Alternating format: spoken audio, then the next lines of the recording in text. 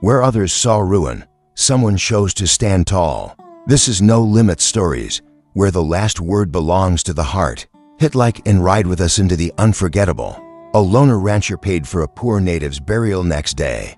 Riders placed gold on his land, the nameless dead. The autumn wind of 1882 whipped through the streets of Deadwood, carrying dust and the stench of human misery. It was the kind of mourning that made men pull their hats low and hurry about their business, not wanting to linger in the cold that promised an early winter. By the banks of Whitewood Creek, where the willows grew thick and the town's refuse often washed up, lay a body. The old Native American man had been dead for 2 days, maybe 3. His clothes were threadbare, his moccasins worn through at the soles. No identification, no possessions save for a small medicine pouch clutched in his stiff fingers. Sheriff Tom Bullock stood over the corpse, tobacco juice staining his gray mustache. Beside him, Josiah Crane, the town's undertaker, kicked at the dirt impatiently. "Can't keep him in the shed much longer, Sheriff," Crane said. "Bad for business. Folks don't like seeing a dead Indian when they come to arrange proper Christian burials." "What do you want me to do?" Bullock spat into the creek. "The town council made it clear no money for Indian burials. Hell, we barely got funds for white folks. Could dump him outside town limits. Let nature take its course." 3 men on horseback had gathered nearby, drawn by morbid curiosity. One of them, a miner named Jake Holloway, laughed. "Save yourself the trouble, Crane. Just weigh him down and toss him in the creek. Current will take him away," the sheriff said. Nothing, but his silence was answer enough. It wouldn't be the first time such a solution had been employed. In Deadwood, 20 miles northwest, beyond the last claim markers and past where even the most desperate prospectors dared to venture, Elias Hart was checking his fence line when he spotted Sam Tanner's distinctive paint mare climbing the trail to his ranch. Elias had chosen this valley precisely because it was too far from town for casual visitors. 5 years he'd been here, 5 years of solitude that had slowly begun to heal the wounds left by the war. He didn't like unexpected company. Sam reined up a respectful distance from where Elias stood. They'd known each other since Elias first bought the land. One of the few men in Deadwood who didn't pry into a man's past. "Morning, Hart." Elias nodded, waiting. Sam wouldn't have ridden all this way for pleasantries. "Thought you should know," Sam continued, shifting in his saddle. "Found a dead Indian by the creek. Old man, probably froze to death or starved. Nobody's claiming him." "Why tell me?" Sam hesitated. "Remember last spring? When did that Lakota woman come through with her sick child? You gave her food and medicine and sent her on her way. Word is, that was the old man's daughter. He'd been looking for her, asking around town. Of course, nobody would tell an Indian anything." Elias felt something stir in his chest, not quite emotion, but the memory of it. "Is she alive?" "Don't know, but the old man's about to be dumped like garbage. Thought maybe you'd want to know." Elias stared at the mountains for a long moment. He remembered the woman clearly, eyes wild with fever worry, her child burning hot in her arms. He'd given what help he could and never expected to hear of it again. "How much?" he asked quietly. "What for a burial?" "How much does Crane charge?" Sam's eyes widened slightly. "For a proper burial, coffin, plot, the works, $20, maybe $25. $25. More than most cowboys made in a month." Elias walked to his cabin without a word, leaving Sam sitting confused in the yard. He returned with a leather pouch, heavy with coins. "Tell Crane $30, Elias said, handing the pouch to Sam. "Tell him to do it right. Christian service if he must, but respectful. The old man was somebody's father." "Elias, are you sure about this?" "Folk in town, they won't understand. Don't much care what folk in town understand." Elias's gray eyes were hard as flint. "Man deserves to be buried decently. That's all there is to it." As Sam rode away with the money, Elias returned to his work, but his hands moved mechanically, his mind elsewhere. He thought about the war, about the bodies left rotting in fields because nobody thought them worth the effort. Confederate, Union, it hadn't mattered in the end. Dead was dead, and every corpse had been somebody's son. In Deadwood, Sam Tanner's arrival at the undertaker's shop caused a minor sensation. Crane counted the coins 3 times, certain there'd been a mistake. Hart wants the Indian buried properly? Crane couldn't hide his amazement. With a coffin and everything? That's what he said. Do it right and respectfully. Word spread through Deadwood like wildfire. Within an hour, everyone knew that the hermit rancher had paid good money to bury a nameless Indian. In the saloons, men laughed and shook their heads. A fool and his money, they said. War made him soft in the head, others speculated. Seen it before. Man can't tell friend from enemy anymore. But in the shadows of Deadwood, in the places where Native Americans still dared to trade despite the hostility, different conversations took place. Whispers in Lakota and Cheyenne. Messages passed from trader to tracker to the camps hidden in the hills. The burial took place the next morning. Crane, true to his word and mindful of the generous payment, had done things properly. A simple pine coffin, a plot on the hill overlooking the town. Even a few words from the traveling preacher who happened to be passing through, only for people. Attended, Crane, his assistant, Sam Tanner, and surprisingly, Elias Hart himself.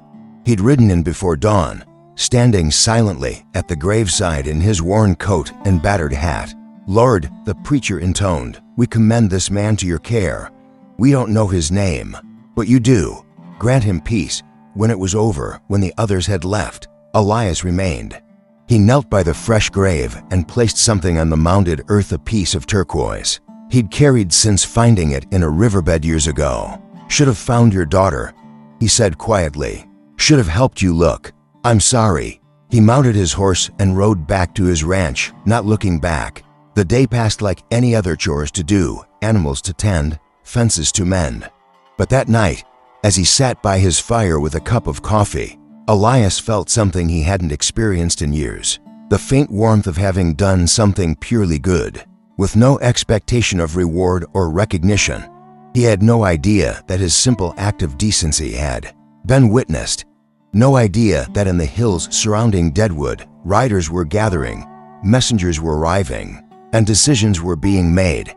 The old man he'd buried hadn't been just any wanderer. He'd been Joseph Crow Dog, a respected medicine man who'd spent his last days searching for his daughter. The same woman Elias had helped months before. His death had been reported to his band, along with the treatment his body would have received from the white men of Deadwood. But then came different news.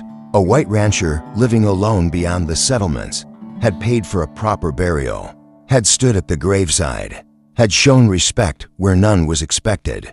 In the Lakota way of understanding, such acts created obligations that transcended death, debts of honor that must be acknowledged. As Elias Hart prepared for bed in his simple cabin, he heard his horses stirring in the corral. Probably coyotes, he thought, or maybe a mountain cat prowling the perimeter. He'd check in the morning. He had no idea that history was about to ride down from the hills. No idea that by choosing dignity over indifference, he'd set in motion events that would change not just his life, but the very fabric of relations between two peoples who'd forgotten how to see each other as human. The night was dark and moonless, but in the darkness, hooves were moving. Many hooves, carrying riders who bore gifts for a man who'd given the greatest gift of all recognition of shared humanity in a world that had forgotten its meaning. The dawn rider's Elias Hart woke to stillness. It was the kind of quiet that pressed against the ears, the complete absence of the normal night sounds that usually filtered through his cabin walls. No coyotes yipping in the distance. No wind rattling the loose board on the barn. Even his horses, normally restless before dawn, stood silent in the corral. 20 years of soldiering had taught him that this kind of quiet meant one thing. He wasn't alone. Moving carefully, Elias rolled out of bed and reached for the Winchester propped against the wall. His bare feet made no sound on the rough floorboards as he moved to the window. What he saw through the frost-covered glass made his breath catch. Riders, dozens of them, arranged in a long line across his property, just beyond the fence. They sat motionless on their horses, dark silhouettes against the lightening sky. Warriors, from what he could tell, Lakota, maybe Cheyenne. Waiting, Elias's mind raced through possibilities. Revenge raid. But for what? He'd never harmed any native people and had even helped a few who'd come to his door. The burial, had he somehow violated some sacred tradition by paying for it? He pulled on his boots and coat, keeping the rifle in hand, but careful not to point it at anyone. Whatever was about to happen, he'd face it standing. The door creaked as he opened it, the sound unnaturally loud in the silence. He stepped onto the porch, the cold morning air sharp in his lungs. Now he could see them more clearly. 40 riders, maybe more. Men and women both, some in traditional dress, others in a mixture of native and white clothing. All are watching him. For a long moment, nobody moved. Then a single rider separated from the line and walked his horse forward, stopping just outside the fence. He was older than Elias, with gray streaking his long hair and a face marked by years of sun and hardship. When he spoke, it was in English, accented but clear. "You are the one who buried Joseph Crow Dog." Not a question. Elias nodded slowly. "I am Robert Standing Bear, his cousin. We have come to settle the debt." "There's no debt," Elias said. "I didn't do it for payment." Something that might have been a smile touched Standing Bear's weathered face. "That is why the debt exists. You gave honor to one of ours when your people would have thrown him away. This requires an answer." He raised his hand, and another rider came forward, a young warrior who dismounted and placed something on the ground, just inside Elias's fence line. A leather pouch that made a distinctive clink when it hit the earth. Then another rider, and another. One by one, they came forward. Each placed something on the ground: pouches of gold nuggets, pieces of silver jewelry, carved bone implements, beaded bags, things Elias couldn't identify in the growing light. No one spoke. The only sounds were the creak of leather, the soft thud of hooves, and the whisper of items being set carefully on the ground. An elderly woman rode forward, her back straight despite her obvious age. She reached into her saddlebag and withdrew something, wrapped in soft hide.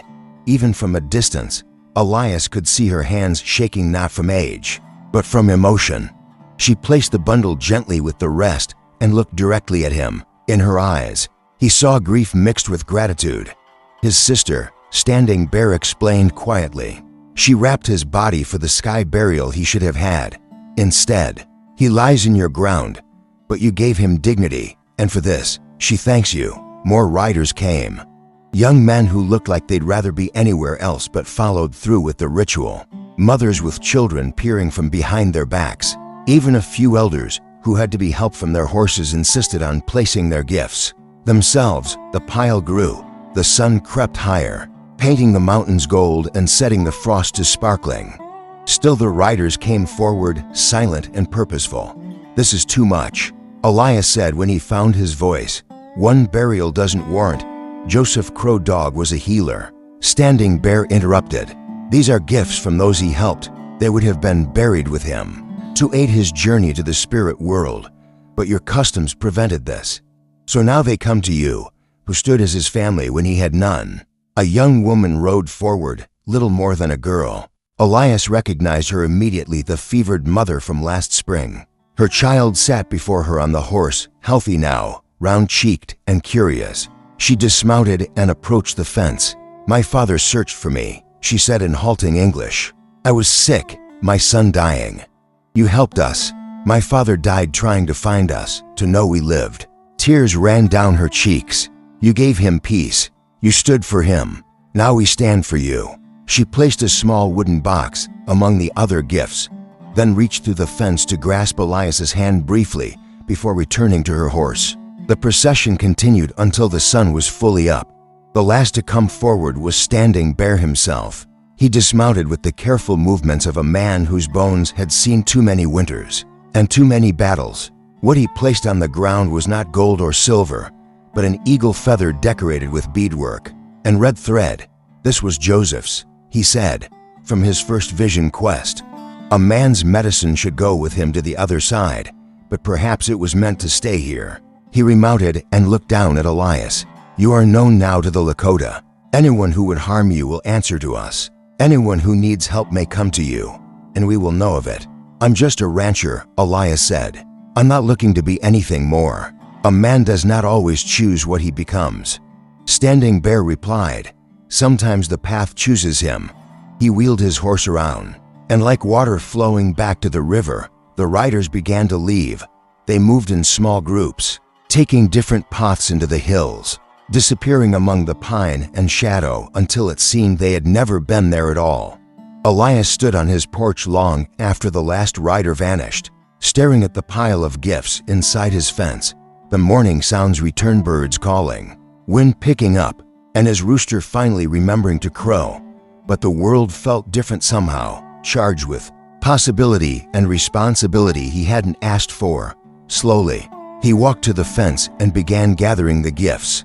The gold alone was more than he'd see in a lifetime of ranching, but it was the other items that made his hands shake. Personal treasures, family heirlooms, things that spoke of sacrifice and honor. In the wooden box the young woman had left, he found dried herbs wrapped in cloth and a child's drawing on birch bark stick figures of a woman, a child and a man standing between them and some unseen danger. Himself, he realized, how she'd seen him that day. Among the pouches, he found one containing not gold but seeds, corn, beans, and squash. The three sisters, sacred to many tribes. A gift not of wealth but of life, of futures that could be planted and grown. As he carried everything inside, setting it carefully on his table, Elias felt the weight of what had just happened settling on his shoulders.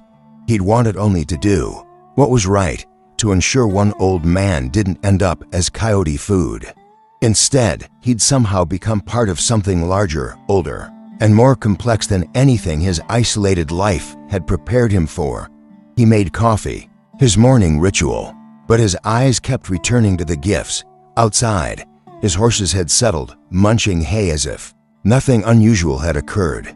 But through his window, Elias could see the marks in the dust, dozens of hoofprints, proof that it hadn't been a dream. On impulse, he picked up the eagle feather standing bare had left. It was beautiful in its simplicity, perfectly balanced, the beadwork depicting stars and mountains.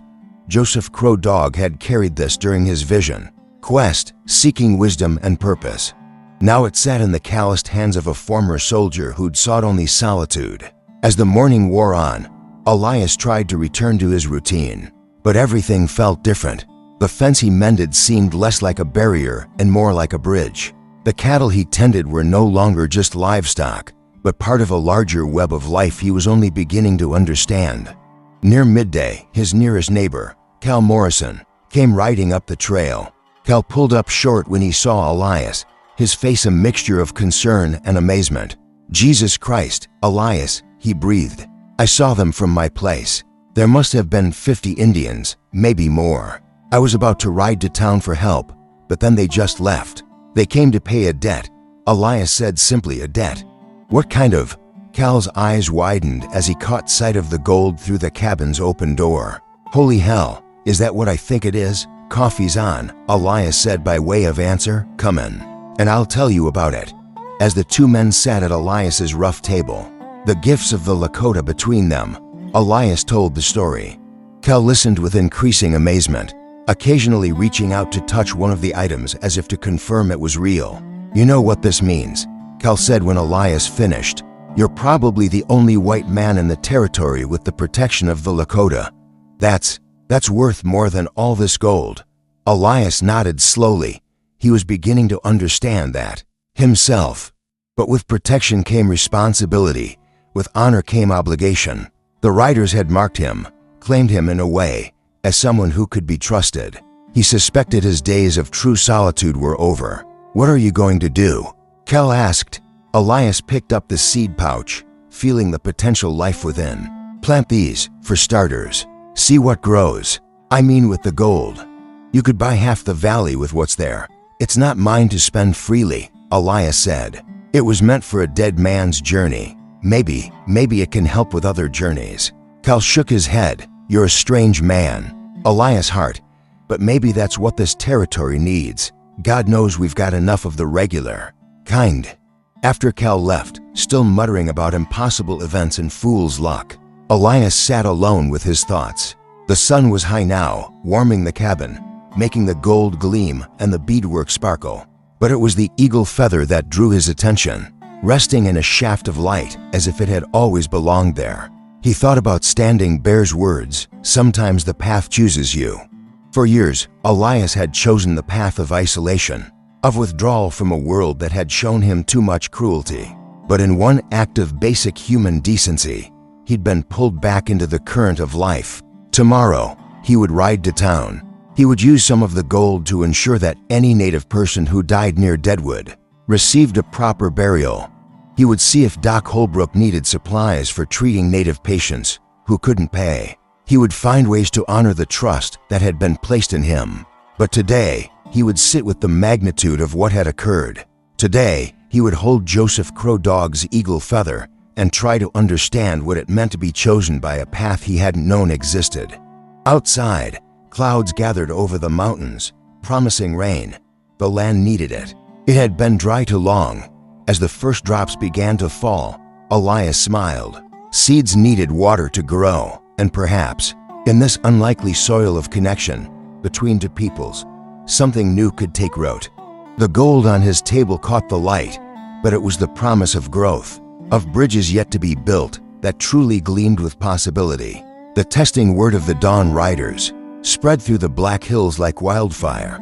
Within a week, every ranch, mining camp, and settlement from Deadwood to Rapid City had heard some version of the story.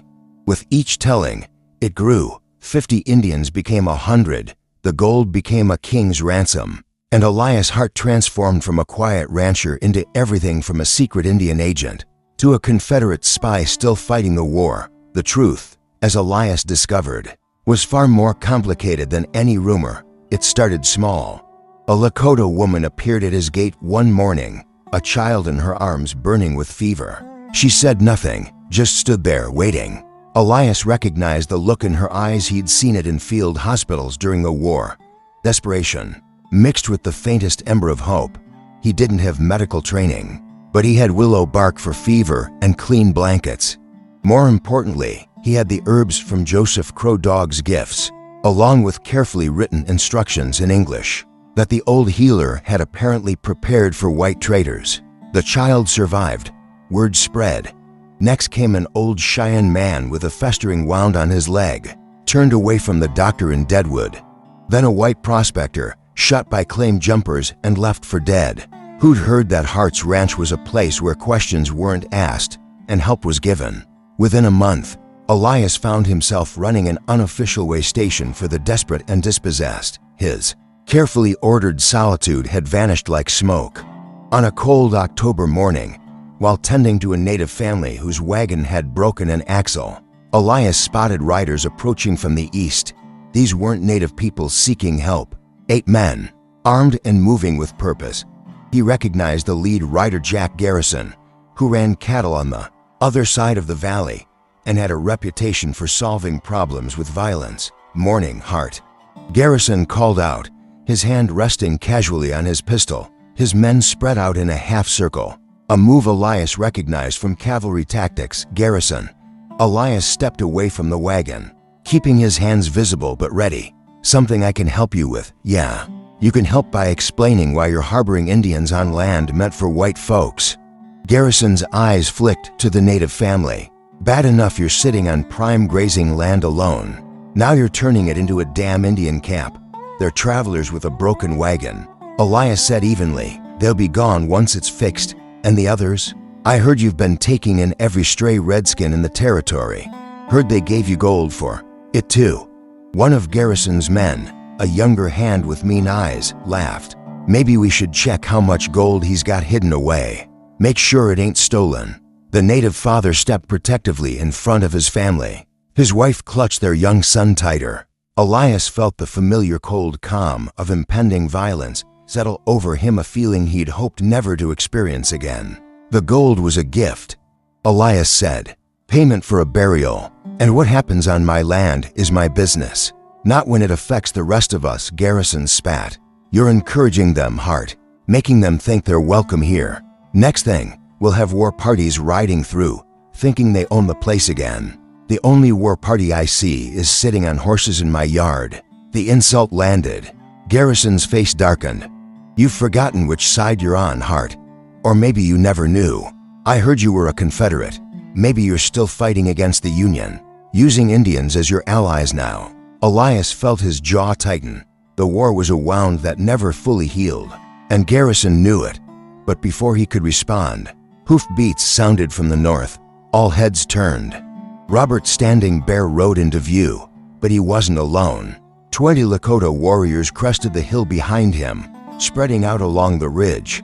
They made no aggressive moves, just sat on their horses. Watching, Garrison's men shifted nervously. The odds had just changed dramatically. "You were saying something about war parties," Elias asked quietly. Standing Bear rode forward, stopping just outside the confrontation. His eyes took in the scene: the frightened family, Garrison's men with hands on weapons, and Elias standing calm in the center of it all.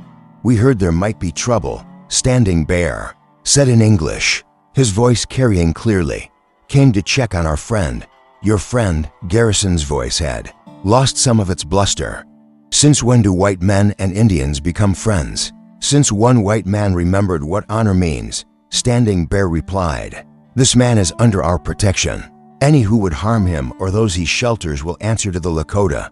The silence stretched taut. Elias could see Garrison calculating 8 men against 20, plus whatever fire they'd bring down on themselves later. The mathematics of survival on the frontier were simple and brutal. "This isn't over, Hart," Garrison finally said. "You're choosing the wrong side." Again, he wheeled his horse around, and his men followed, eager to put distance between themselves and the warriors on the ridge. As they rode away, Elias heard one of them mutter about Indian lovers and traitors. Standing Bear dismounted and approached. "You're making enemies." "I've had enemies before," Elias replied. "At least this time I know I'm on the right side." The Lakota leader studied him. "The family can come with us if they prefer. We have camps where they'll be safe." Elias looked at the native father, leaving the choice to him. The man conferred quietly with his wife in their language, then shook his head. "We'll stay," he said in accented English. "Fix wagon. Then go." Standing Bear nodded, then turned back to Elias. "You walk a dangerous path, trying to stand between two worlds. Many have tried. Most fall." "Maybe," Elias acknowledged. "But somebody has to try." "Why you? You could take the gold and go anywhere." "California, maybe. Start over where no one knows you." Elias thought about it. The gold from the Dawn Riders would indeed buy him a new life anywhere he chose. But running had brought him here in the first place, and he was tired of it. "Because I've seen what happens when good people do nothing," he said finally. "I've been the man who followed orders, who looked away, who told himself it wasn't his problem. Not anymore." Standing Bear smiled a rare expression. Joseph Crow Dog saw truly. "You are the bridge builder, even if you don't yet understand what that means." After the Lakota departed, promising to keep watch from a distance, Elias helped the family repair their wagon. As they worked, the father spoke haltingly about their journey, searching for relatives who'd been forced onto a reservation further north. "Why you help?" the man asked as they secured the new axle. "Your people, they hate us." Elias paused in his work. "They're not my people, haven't been for a long time, maybe never were." That night, after the family had eaten and bedded down in his barn, Elias sat on his porch with his rifle across his knees. He knew Garrison would be back, if not him, then others like him. The frontier was full of men who saw kindness as weakness, who believed might made right. But as he watched the stars emerge in the clear mountain sky, Elias felt a peace he hadn't known in years. For so long, he'd been a man without purpose, drifting through days that blended into one another. Now, whether he'd chosen it or not, he had a reason to wake each morning. The gold still sat in his cabin, most of it untouched. He'd used some for supplies, medical goods, extra blankets, and food to share with those who arrived hungry. But the bulk remained waiting.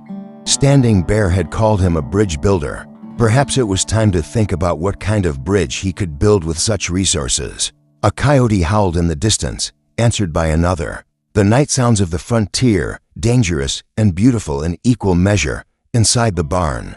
He could hear the native child coughing better than yesterday, the herbs working their slow magic. Tomorrow would bring new challenges. Garrison would spread his poison in town, turning more against him. The weather was turning. winter approaching with its brutal indifference to human struggle. And somewhere out there, more people, red and white alike, were struggling, needing help that most were unwilling to give. But tonight, Elias Hart sat guard over travelers who'd found sanctuary in a world that offered little. Tonight, he was exactly where he needed to be. The testing had begun, not the testing of battle, which he knew too well, but the harder testing of standing firm when the easy path was to bend, of choosing compassion when the world counseled hardness, of building bridges when everyone else was building walls. In his pocket, his fingers found Joseph Crow Dog's eagle feather, carried now as a reminder. The old healer had died searching for his dog, holding on to hope until the end. That hope had led to the Dawn Riders, to gold placed on earth, to this moment. Elias smiled in the darkness. Let them come, Garrison, the town council, anyone who thought fear could turn him from this path. He'd found something worth defending, worth building, worth the risk. The bridge builder. He was beginning to understand what that meant, and for the first time since the war ended, Elias Hart was no longer running from his past, but walking toward a future worth creating. The reckoning winter arrived early that year, November 1882, bringing snows that old-timers said were the worst in memory. But the weather wasn't the only storm brewing around Elias Hart's ranch. Sheriff Bullock arrived on a gray morning when the snow was falling thick and fast. Elias saw him coming from the window where he was tending to Mary Small Dove, a Lakota girl whose pneumonia had worsened despite the herbs and care. 3 other native families had taken shelter in his barn, driven from their camps by white settlers claiming winter grazing rights. Sheriff Elias greeted him at the door, noting the lawman's grim expression. "Coffee, this isn't a social call, Hart." Bullock stepped inside, shaking snow from his coat. His eyes took in the interior, the sick girl on a cot by the fire, the medicinal herbs hanging from the rafters, and the native woman tending to the child. Town council had an emergency meeting last night. About you, let me guess, Garrison, him and others. They're saying you're running an outlaw camp, harboring renegades. Some are claiming you're planning to arm the Indians with that gold they gave you. Elias almost laughed at the absurdity. I'm caring for sick children and families with nowhere else to go. I know that. Hell, Doc Holbrook vouches for what you're doing here. Says you've saved more lives in 2 months than he has all year. Bullock accepted the offered coffee, warming his hands on the cup. But fear makes people stupid, and Garrison's good at stoking fear. What does the council want? They want you to stop. No more Indians on your property. They're willing to overlook what's past if you comply. And if I don't? Bullock met his eyes steadily. Then I'm supposed to arrest you for harboring fugitives. Got a warrant right here. He patted his coat pocket but made no move to retrieve it. From the cot, Mary Small Dove coughed weakly. The Lakota woman, her aunt, looked up with eyes full of fear and defiance. She understood enough English to know what was being discussed. She'll die if she's moved, Elias said quietly. They'll all die if they're turned out in this weather. I know. Bullock set down his coffee cup. That's why I'm here unofficially first. Garrison's planning something, Hart. He's got men ready to ride, talking about cleaning out your place themselves if the law won't act. I can maybe hold them off for a day or two, but the door burst open, bringing a swirl of snow and Sam Tanner, face flushed with cold and urgency. Elias, Sheriff. Thank God you're both here. Sam stomped his feet, breathing hard. Garrison and about 20 men are heading this way. They stopped at my place, asking which trail was fastest to your ranch. Bullock cursed. How long? An hour, maybe less. Snow's slowing them some. Elias moved to the window. Through the falling snow, he could see the families in the barn, the children playing despite the cold, and their parents trying to repair what they could of their meager possessions. Good people caught between worlds, guilty of nothing but being born the wrong color in the wrong time. Sheriff, I need you to take the sick girl and her aunt to Doc Holbrook, Elias said, his voice calm. Tell the families in the barn to scatter into the woods. They know the trails. What about you? Bullock asked. This is my land. I'll defend it. Against 20 men. That's suicide, Hart. Elias smiled grimly. Wouldn't be my first hopeless fight. But even as he spoke, they heard it drums, faint at first, then growing louder. echoing off the hills despite the muffling snow. From the north, from the east, from the west, war drums, a sound that hadn't been heard in the valley for years. Sam Tanner went pale. Jesus Christ. Through the snow came riders. Not 20 or 30, but hundreds. Lakota, Cheyenne, even some Arapaho, warriors in paint. Despite the cold, women and children too, all converging on Elias Hart's ranch. They came in silence save for the drums, spreading out across the white landscape like a dark tide. Robert Standing Bear rode at their head, and beside him to Elias's amazement was Thomas Red Cloud, son of the great chief, who most thought was wintering far to the north. My God, Bullock breathed, it's an uprising. Garrison's going to think, no. Elias interrupted, understanding flooding through him. It's not an uprising, it's a statement. Standing Bear rode to the porch and dismounted. We heard men were coming to harm the bridge builder. This cannot be allowed. There are too many, Elias said urgently. If Garrison sees this, if the army hears of it, let them see. Thomas Red Cloud spoke for the first time, his voice carrying the authority of his bloodline. Let them understand, we do not seek war, but neither will we stand by while those who show us kindness are destroyed. The drums stopped in the sudden silence. The only sound was the falling snow and the distant approach of horses. Garrison and his men appeared through the white veil, riding hard, ready for violence. They pulled up short at the sight before them. Where they'd expected to find a lone rancher and a few sick Indians, they found themselves facing hundreds of armed warriors. The women and children stood with the fighters, united in purpose. And in the center, on his own porch, stood Elias Hart. Garrison's face went from red to white. His men bunched behind him, hands on weapons, but understanding the mathematics of death that confronted them. This is an act of war. Garrison sputtered. No, Sheriff Bullock stepped forward, his badge glinting despite the dim light. This is an act of peace. These people came to protect a man who protected them. No laws broken here except maybe the ones you were planning to break. You're taking their side. One of Garrison's men shouted. I'm taking the side of law, Bullock replied. And the law says a man can have whoever he wants on his own property. Standing Bear raised his hand, and a young warrior rode forward carrying something. Elias recognized him, Joseph Crow Dog's grandson, barely 16. The boy stopped before Garrison and held out a leather pouch. My grandfather's gold, the boy said in clear English, taken from his body by white men before the bridge builder buried him. We know you have it, Garrison. You bragged about it in town. The accusation hung in the cold air. Several of Garrison's own men looked at him with new eyes, remembering his sudden wealth, his new saddle, and his guns. That's a lie, Garrison began, but his voice lacked conviction. Return what you stole, Standing Bear said. Leave this place. Never trouble the bridge builder. Again, this is our only offer. For a moment, violence trembled on the edge of possibility. Then one of Garrison's men, an older cowhand named Pete Williams, spoke up. I'm done with this, Jack. Came to run off some squatters, not start a war. He turned his horse around. Any man with sense is leaving now. Others followed. Within moments, Garrison sat with only 5 men, the hardest of his crew. Faced with hundreds of warriors and his own people's desertion, his bluster finally cracked.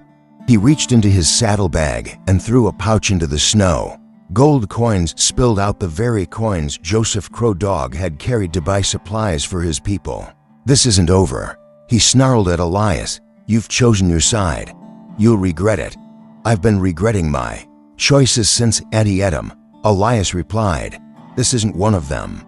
Garrison and his remaining men fled, spurring their horses harder than necessary. As their figures disappeared into the snow, a collective breath seemed to release from the gathered crowd. Thomas Red Cloud dismounted and approached Elias. Do you understand what happened here today? I think so. Two people stood together, not in war, but in defense of what's right. This is what my father dreamed of, what Joseph Crow Dog believed possible. He gestured to the gathered masses. They will sing of this day, the day the bridge held strong. Over the next hours, the gathered people dispersed as quietly as they'd come, but not all left. Many stopped to leave additional gifts, food for the families sheltering with Elias. medicine for the sick girl, and blankets and furs against the cold. By evening, his barn and cabin overflowed with supplies. Sheriff Bullock, who'd stayed through it all, stood with Elias as the last riders vanished into the snowy dusk. "You know this changes everything," the sheriff said. "Word of this will spread from here to Washington. Indians and whites standing together against other whites. There'll be hell to pay." "Maybe," Elias agreed. "Or maybe people will start to see what's possible when we stop fearing each other."